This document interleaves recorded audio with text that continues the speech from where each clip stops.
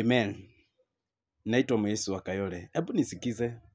Hata kama katakuuma, ukweli ni mzuri. Hata kama ni mchungu. Wacha nikudunge kadawa kidogo tu. Vumilia. Sasa, wana TikTokers, watu wa social media, tumeamua Sunday hakuna kwenda hizi kanisa za wanyang'anyi. Sunday, kazi yetu ni ya kwenda kufanya mambo ya huruma. Kama vyenye tulienda pale kwa Karuma Boy. Tena Sunday hii, date 5, tuko pale JCM. Atisti kusindikisha huyu kijana, asaidike kabisa. Sunday ingine ambayo tuna prepare, tuko mahala pale Ebu.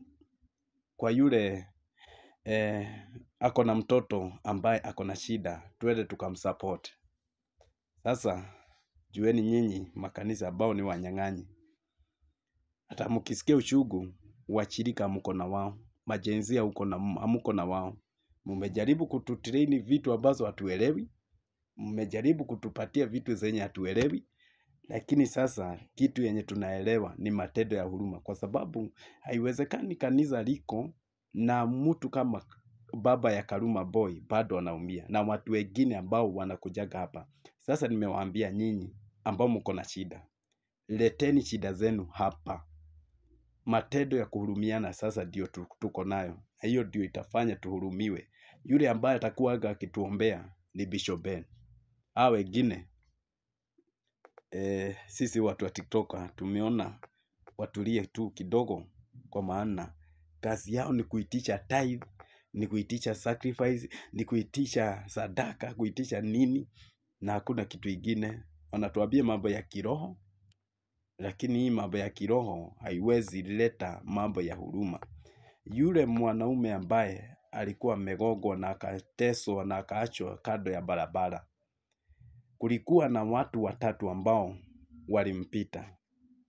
Kuna the Levite, kuna the priest and the good Samaritan. Good Samaritan sasa ni watu wa TikTok. Nyinyi mapriest mmeshindwa na kazi yenu. Nyinyi Levite ambao mmeokoka, sijui mnajifanya nyinyi ndio watakatifu sana, wengine hawafai, mmeshindwa na kazi yenu.